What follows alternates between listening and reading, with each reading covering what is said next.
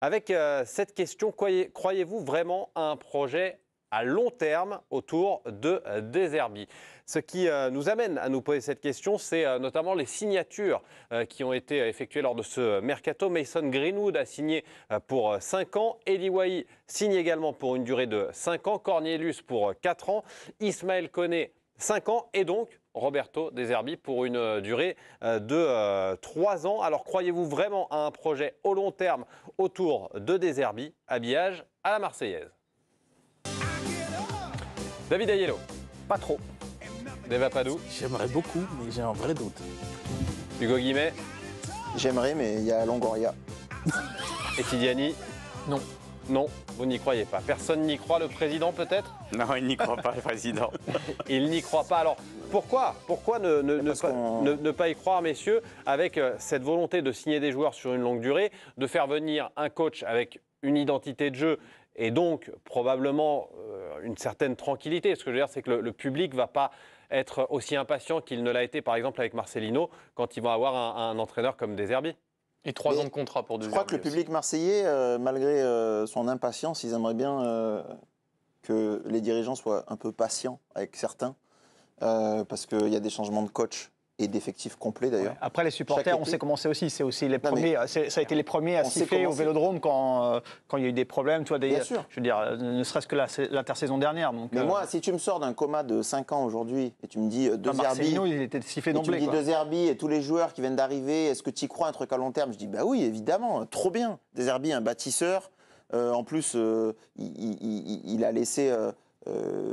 Il a dit en conférence de presse que les joueurs allaient vite dans ce qu'ils demandaient, etc. Donc ça fait envie. Le recrutement. C'est les joueurs qui ont dit qu'ils leur avaient dit. Effectivement, c'est quand Quentin Merlin a expliqué hier que Roberto De Zerbi leur avait dit qu'ils étaient l'une des équipes qui comprenait le plus rapidement les préceptes qu'il essayait de mettre en place. Et donc, Il va dire ça. Là, il a intérêt à dire ça à toutes les équipes qui commencent à manager. En plus, séduisant, mais comme chaque été, j'ai envie de dire. Sauf que comme on voit ce qui se passe chaque été, et on voit Longoria qui a besoin de faire des transferts, en fait, de beaucoup vendre, de beaucoup acheter. Quand tu dis besoin, il a besoin de faire des transferts. Qu'est-ce que tu veux dire par besoin? Bah parce que il en a peut-être que c'est son propriétaire qui lui demande de le faire, ou peut-être que c'est sa façon de travailler. Moi, je pense plutôt que c'est sa façon de travailler. J'ai pas envie d'aller plus loin et d'aller sur des intérêts à droite à gauche, etc. J'en sais rien. Mais en tout cas, le fait est que l'OM fait 15 transferts, 15 arrivées, 15 départs chaque été, et que c'est pas un gage de stabilité. Ils ont eu la chance d'avoir d'excellents coachs. Tudor, ça avait très bien marché. Il a apporté beaucoup de choses et il a enflammé le Vélodrome. Là, De Zerbi, je pense que ça va bien fonctionner aussi. Mais j'ai du mal à croire à la...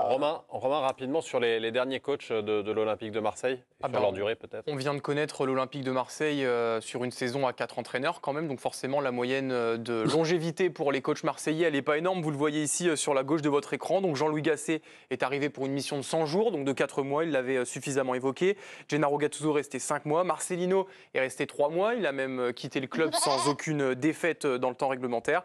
Igor Tudor, 1 an. Voilà, on est sur moins d'1 an de moyenne, 9 mois exactement sur les 7 derniers entraîneurs. Alors, rapidement, Hugo. Voilà, les deux avec qui on peut comparer De Zerbi, c'est Tudor et Sampaoli. Et les deux, en fait, ça a fonctionné très bien. Et à un moment donné, ça a déraillé et ils sont partis. Tidiani, je vais me faire l'avocat de Longoria, mais puisque ça n'a pas marché par le passé, peut-on vraiment lui en vouloir de tout changer? Non, mais c'est une méthode qu'il doit assumer. Et pour le moment, on n'a pas eu de problème avec cette méthode tant qu'elle permettait à l'OM de rentrer dans ses objectifs, à savoir le podium. Mais on a vu que l'année dernière, à partir du moment où il y avait un petit caillou dans la chaussure, la saison, elle pouvait partir totalement à volo. Et il a eu quand même bien des difficultés à rectifier le tir cet été. Il faut lui donner ce mérite d'ailleurs. Mais moi, je suis assez d'accord avec Hugo. Comment on peut imaginer aujourd'hui l'OM, avec un entraîneur, s'inscrire sur un cycle long, alors que celui qui est aujourd'hui en charge du sportif, Pablo Longoria, d'abord comme DS, puis comme président, n'a pas su faire démarrer un même entraîneur de saison de suite en 4 ans. Moi, je vais même aller un petit peu plus loin, puisque ça, c'est le cas déjà à l'OM. On voit là, la moyenne, c'est 9 mois. Je regardais la moyenne des entraîneurs en Europe. De toute façon, c'est 16 mois. Et tu n'as que 20% des entraîneurs qui restent sur le banc plus de 2 ans.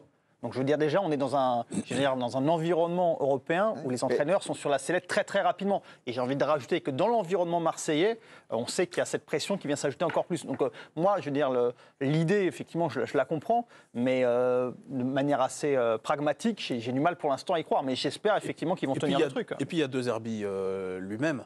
C'est-à-dire que on a tous là évoqué Marseille, l'instabilité, Longoria, sa façon de pratiquer sa présidence qui est, en tout cas au niveau des transferts particulière, en tout cas un peu frénétique. Et puis moi je m'interroge aussi sur De Zerbi.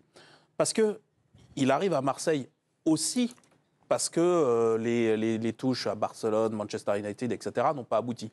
Je ne sais pas pour quelle raison, mais en tout cas elles n'ont pas abouti. Et c'est ça, lui, ses premiers choix. Le miracle pour nous, c'est que Marseille ait réussi à l'attirer. Mais de deux choses l'une, ou il y a les résultats qui prennent pas parce que la méthode, il faut l'assimiler, que le foot étant le foot, tu peux jamais prévoir si quelque chose va marcher. Hein ? C'est pas une chance exacte. Exactement, oui, c'est ce qui est très dur. Et voilà, et dès que ça va prendre, enfin, je dirais, la patience, ça va avoir des limites. Peut-être qu'elle sera un peu plus grande que pour d'autres, parce qu'il y a ce crédit de Zerbi, etc., et qu'il y a l'idée que... Mais elle ne sera pas de 3 ans, de toute façon. Mais elle ne sera pas de 3 ans. L'autre truc, c'est que, mettons que ça marche. Et moi, je le souhaite pour la Ligue 1, parce que si ça marche, on va avoir du spectacle. Mais c'est quelqu'un qui est dans les radars de tout le monde, donc il va être de nouveau sollicité. Et moi, je ne sais pas s'il va résister 3 ans à l'appel de, mettons, Barcelone qui voudrait remplacer Flick, Manchester United qui voudrait passer à autre chose que Ten Hag, etc., etc.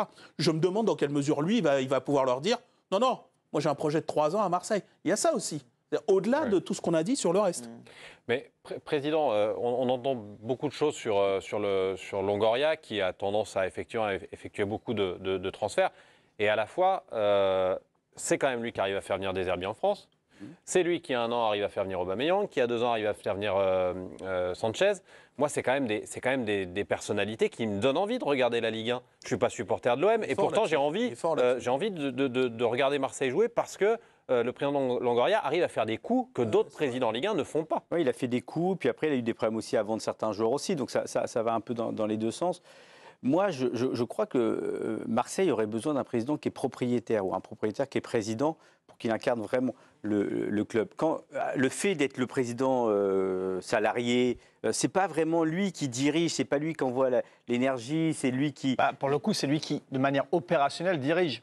D'un point de vue stratégique, peut-être pas, mais pour aller dans le sens de ce que disait Timothée, il a quand même un crédit football que peu de présidents ont. C'est-à-dire qu'il faut rappeler son passé de directeur sportif et même de scout, qui fait qu'il a une crédibilité. Je veux dire, quand il parle football, oui, mais quand il parle football aux joueurs, pour le coup, ça match parce que les joueurs voient bien que c'est quelqu'un qui connaît le sportif qui vend des joueurs, qui rachète des joueurs et pas forcément dans l'intérêt du club.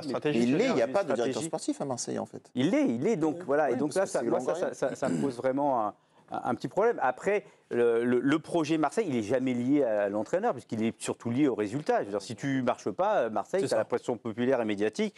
Et encore pas même quand ça marche, parce que finalement, avec Tudor... Tudor et Sampaoli sont quand même partis alors que ça avait marché, parce qu'ils étaient rincés, les gars. Ils étaient épuisés par ce qui se passait, par les changements notamment de beaucoup de joueurs. C'est très compliqué, de la fin de Marcelino, on a failli aussi assister à la fin de Longoria. C'est pas passé loin. C'est ça qui est incroyable. C'est qu'il est retourné aussi cette situation-là, qu'il soit retombé sur ses pattes, parce que moi, je pensais que, indépendamment de son pouvoir qui était affaibli, parce qu'autour de lui, c'était tous barrés quand même, les mecs. Et c'était sa garde prétorienne. Voilà, exactement. Moi, je me suis dit, même lui, il va en avoir assez. Même lui, là, il finit, on va dire, son mandat, et après, ciao, c'est bon. Attention, je pense que c'est fragile aussi. Cette réunion avec les supporters, ils lui ont reproché son management, mais aussi ce qu'il faisait les transferts. Qu'est-ce qu'il faisait, comment ça se passait. Ils ont carrément attaqué personnellement.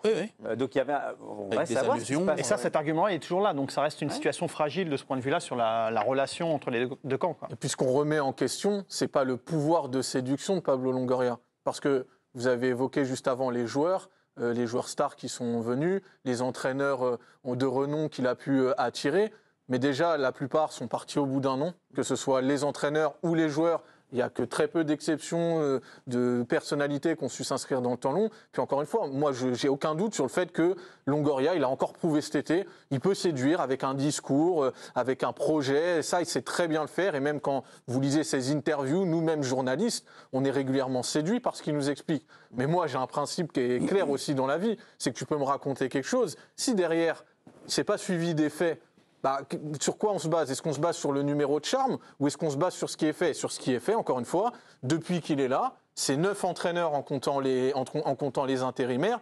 Et c'est surtout la sensation qu'il n'est pas capable d'avoir une continuité sur le projet, avec le reboot des effectifs, avec des changements de coach incessants. Oui, mais la saison dernière, il a pris une claque, forcément, quand on imagine un projet long terme, on est obligé de se baser aussi sur les faits. Sûr, mais c'est un échantillon de 4 ans le seul truc qui peut peut-être aller dans le sens de la question, puisqu'on était tous d'accord pour dire qu'on voudrait, mais on n'y croit pas, c'est que la saison dernière, je pense, c'est la première grosse claque qu'il ait prise. C'est-à-dire parce que son truc de l'apprenti mécano, l'apprenti chimiste qui vous change à la fois les effectifs, les entraîneurs, parce que c'est pas seulement il change des entraîneurs, c'est qu'il prend des entraîneurs avec des identités de jeu très différentes. Et donc il prend les joueurs qui vont avec. Exactement. Il justifie le reboot des effectifs. Exactement. Mais jusque-là, ça fonctionnait, on va dire, puisqu'il fait 2e avec Sampaoli, 3e avec Tudor, etc. L'année dernière, c'est jusque-là, ça part dans tous les sens. Cette stratégie-là, elle a volé en éclats dans des proportions incroyables. Je peux imaginer aussi qu'il en a pris une belle, pour lui aussi, par rapport à sa propre confiance dans sa méthode qui était jusque-là éprouvée.